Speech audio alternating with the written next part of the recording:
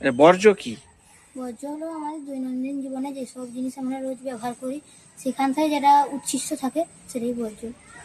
আমাদের বিদ্যালয়ের যে ওয়েস্ট স্ক্যাভেঞ্জিং হান্ট প্রোগ্রামটা করেছিলাম, সেখানে তুমি অংশগ্রহণ করেছিলে? হ্যাঁ, করেছি। আচ্ছা, তোমার কি মনে হয় যে বাড়ির বর্জ্য এবং বিদ্যালয়ের বর্জ্য কি একই? না, কোন কোন দিক থেকে আলাদা, মানে সবচেয়ে বেশি আলাদা কোনটা তোমার চোখে পড়েছে? যেমন আমরা স্কুলে যেটা আমরা পরীক্ষার খাতা যেটা সেটা আমার বাড়িতে থাকে না, স্কুলেই বর্জ্য থাকে। তারপর বাড়িতে যেটা আমরা উচ্ছিষ্ট জিনিস থেকে যা কাঁথা যেটা আমরা যেটা তৈরি করি সেটা স্কুলে হয় না।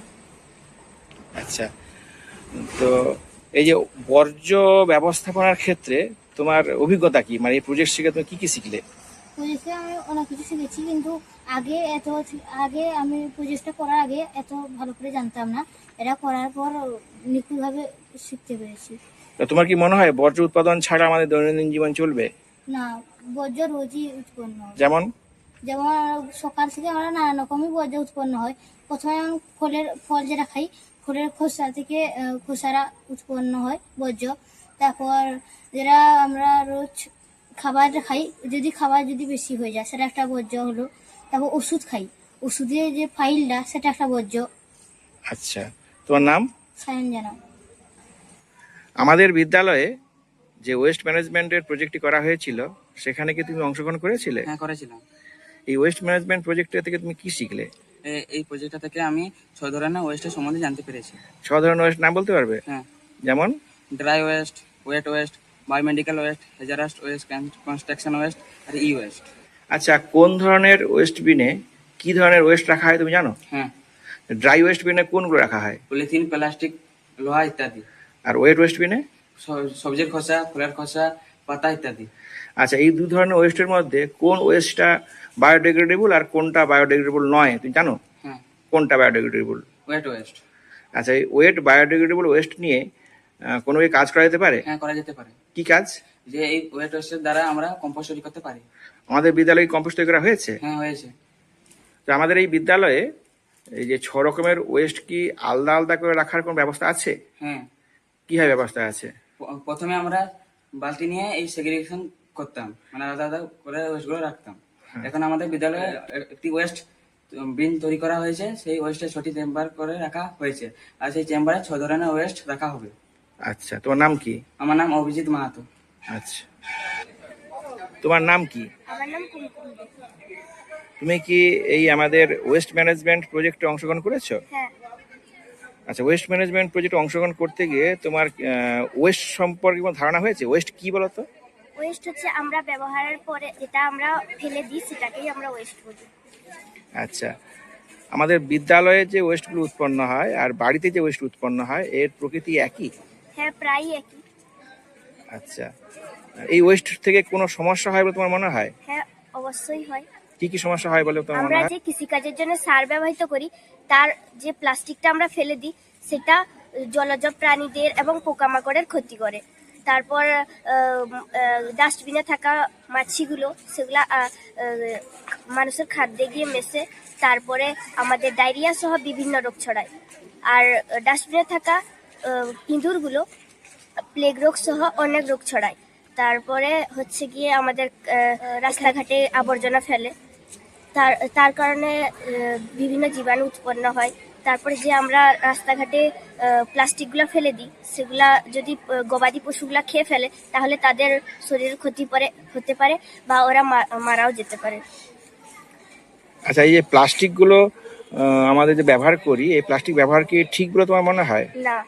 প্লাস্টিক, তুমি একটা কথা বললে যে গবাদি পশুগুলো খেয়ে ফেলে, এছাড়া প্লাস্টিকে আর কি ক্ষতি করতে পারে পরিবেশের? তারপরে জলজ প্রাণী যে জলাশয়ে গিয়ে পড়ে, তারপরে সেটাতে মাছ বা কচ্ছপগুলো ঢাকা পড়ে যায়, তার কারণে তারা ঠিক মতন চলাফেরা করতে পারে না, তাদের অসুবিধে হয়। আমাদের এলাকাতে প্লাস্টিক কি ক্ষতি করতে পারে? আমাদের এলাকাতে সাধারণত পুড়িয়ে দিলে, মানুষ তো অনেক কারণে পুড়িয়ে দেয়, তার জন্য আমাদের শ্বাসকষ্টের ক্ষতি হতে পারে, তারপরে বায়ু দূষণ ঘটতে পারে। আচ্ছা, আমাদের এলাকাতে যে প্লাস্টিকগুলো পড়ে এগুলো তোমার মনে হয় যে কখনো কোনো জল নিকাশি নালাতে গিয়ে পড়লে সমস্যা সৃষ্টি করতে পারে? হ্যাঁ, প্লাস্টিক গুলো মাটিতে মিশতে পারে না, তারপরে জলনিকাশি নালাতে পড়লে সেটা জাম হয়ে যায়, জলনিকাশি নালাগুলিতে জল বের হতে পারে না। তোমাদের বাড়ির যে উৎপন্ন ওয়েস্ট গুলো তোমরা কি করো? আমাদের বাড়িতে সাধারণত আহ, বাড়িতে বাড়ি বাড়ি করে নিতে যাই, ওখানেই প্রায় ফেলে দিই। আচ্ছা, জৈব ওয়েস্ট গুলো কি করো তোমরা? জৈব ওয়েস্ট গুলো ওগুলা দিয়ে আমরা কম্পোস্ট সার বানাই। আচ্ছা, ঠিক আছে। ওয়েস্ট ম্যানেজমেন্টের এই প্রজেক্টে তুমি অংশগ্রহণ করে তোমার কেমন লাগছে? আমার খুবই ভালো লেগেছে। কেন? আমি জানতাম না যে ওয়েস্ট ম্যানেজমেন্টের এতগুলো কাজ, আমি কোনোদিনও ধারণা করতে পারিনি যে এতগুলো আমি কাজ শিখতে পারবো বলে। তারপরে এই প্রজেক্টগুলো আমাদের ওয়েস্ট নিয়ে কি সমস্যা হতে পারে সেগুলো শিখিয়েছে, তারপরে ওয়েস্টটা আমাদের কিভাবে কিরকম ভাবে ব্যবহার করা উচিত সেটাও শিখিয়েছে। আচ্ছা, ঠিক আছে। তোমার নাম কি? আমার নাম অশ্মি দাস। তুমি কি ওয়েস্ট ম্যানেজমেন্ট প্রজেক্টে অংশগ্রহণ করেছো? হ্যাঁ, করেছি। আচ্ছা, এই প্রজেক্টে অংশগ্রহণ করে তোমার কেমন লাগলো? আমার ভালোই লেগেছে। আচ্ছা, তোমরা এই প্রজেক্টটা কতদিন ধরে শুরু করেছো? আমরা এটা প্রথম থেকেই শুরু করে দিয়েছি, কিন্তু অফিসিয়ালি কাজটা একটু ইয়ে করে হয়েছে, কিন্তু তার আগে থেকে আমরা কাজটি শুরু করে মানে দিয়েছি। কোন মাস থেকে শুরু করেছো কাজটা? মার্চ মাস থেকে। কেন এতদিন আগে থেকে কাজ কারণ আমাদের ওই মার্চ মাস থেকে করার পর কম্পোস্ট সারটা তৈরি করতে পারবো। তোমরা কি কম্পোস্ট সার তৈরি করেছো? তৈরি করেছি। কিভাবে করেছো? প্রথমে দুটো ফলের ঝুড়ি নিয়ে সেখানে প্রথমে শুকনো পাতা খড়, তারপরে সবজির খোসা, তারপরে আবার সেখানে শুকনো পাতা খড় এবং মাটি দিয়ে মাটি দিয়েছি। আচ্ছা, এইভাবে কতদিন রেখেছিলে? এইভাবে 6 মাস রেখেছিলাম। আচ্ছা, প্রথমে কতটা উঁচু ছিল? প্রথমে এতটা মাত্র উঁচু ছিল। আচ্ছা, 6 মাস পরে যখন এটাকে খুললে তখন এটা কেমন হয়েছে? এটা এটা নিচে নেমে গেছে পচে যাওয়ার ফলে, আর এতটা মতো নিচে নেমে গেছিল। আচ্ছা, কম্পোস্ট গুলোকে কি করলে তোমরা? কম্পোস্ট গুলোকে আমরা বস্তায় রেখেছি। পরে কি কি কাজে লাগাবে? এগুলো কোনো গাছের নিচে দেব, সেখানকার উর্বরতা, মাটির উর্বরতা বৃদ্ধি করার জন্য, এবং গাছ যাতে ভালোভাবে বৃদ্ধি করতে পারে। তোর এই ওয়েস্ট ম্যানেজমেন্ট প্রোগ্রামের সঙ্গে কি কম্পোস্ট সার তৈরি করা যুক্ত? হ্যাঁ, কিভাবে যুক্ত? আমরা জৈব পদার্থগুলোকে, যেমন সবজির খোসা, এগুলোকে আমরা যদি না ফেলে দিয়ে সেগুলোকে কম্পোস্ট সার তৈরি করতে পারি, তাহলে সেখানে কম্পোস্ট সার তৈরি হয়, এবং এটাও একটা ওয়েস্ট ম্যানেজমেন্টের একটা অংশ। আচ্ছা, তোমার নাম কি? আমার নাম শ্রেয়া প্রধান।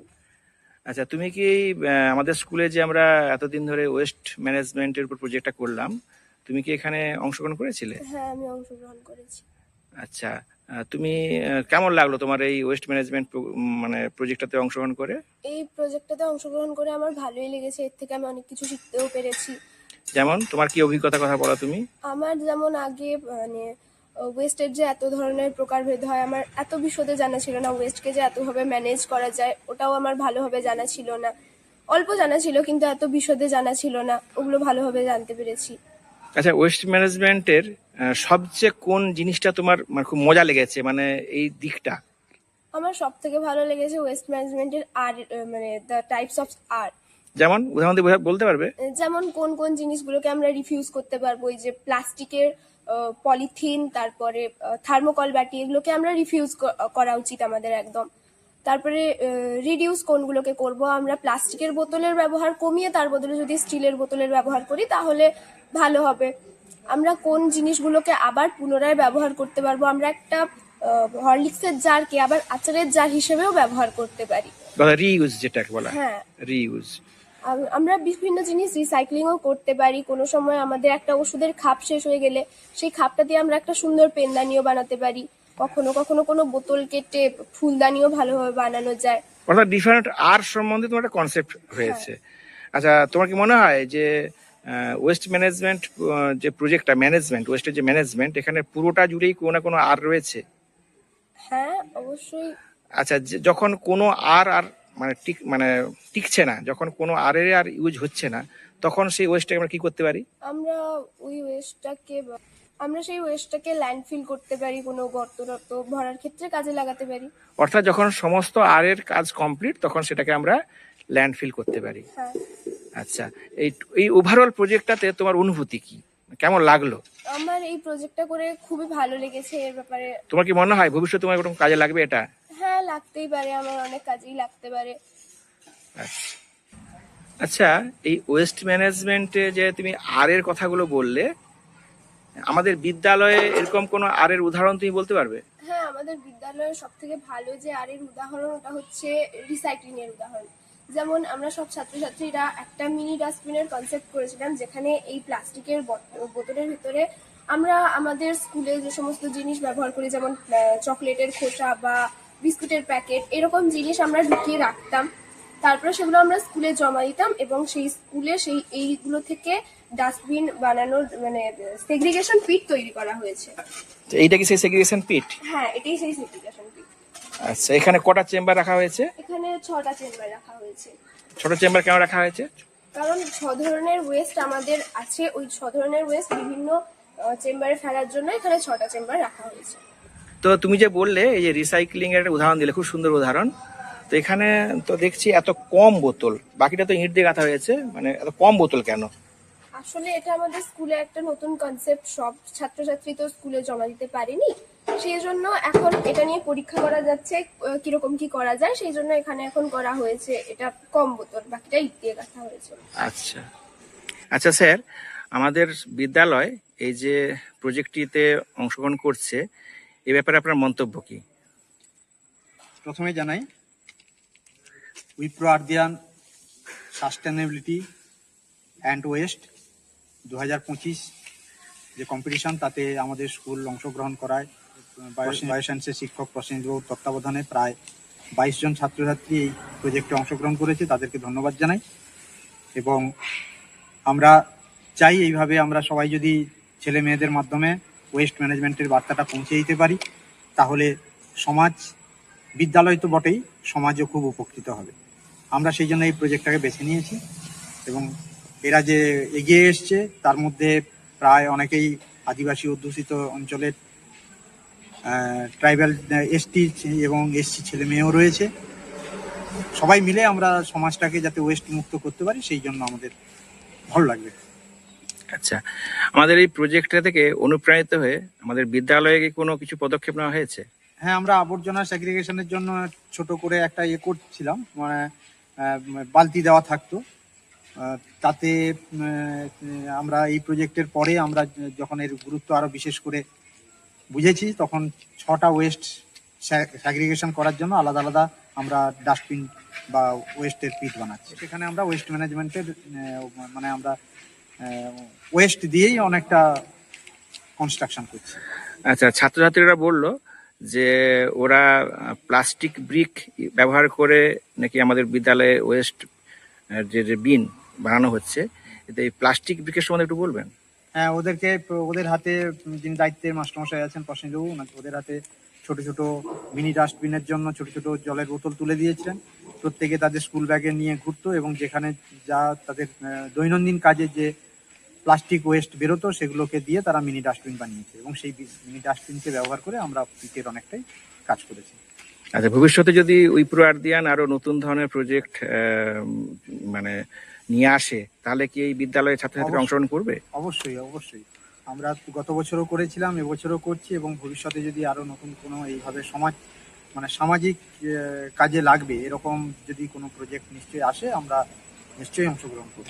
আপনারা কি এর আগে কোনো উইপ্রো আর্দিয়ানে অংশগ্রহণ করেছিলেন? হ্যাঁ, গত বছর আমরা করেছিলাম উইপ্রো আর্দিয়ানে এবং তাতে আমরা পশ্চিমবঙ্গ থেকেও আমরা একমাত্র বিদ্যালয় হিসেবে প্রাইজ নেওয়ার জন্য বেঙ্গালুরু গেছিলাম। আচ্ছা, ধন্যবাদ স্যার। আপনার নাম? স্বপন খাটুয়া, বিদ্যালয়ের নাম? শিক্ষক, বাঁশটা এসসি হাই স্কুল। ধন্যবাদ স্যার।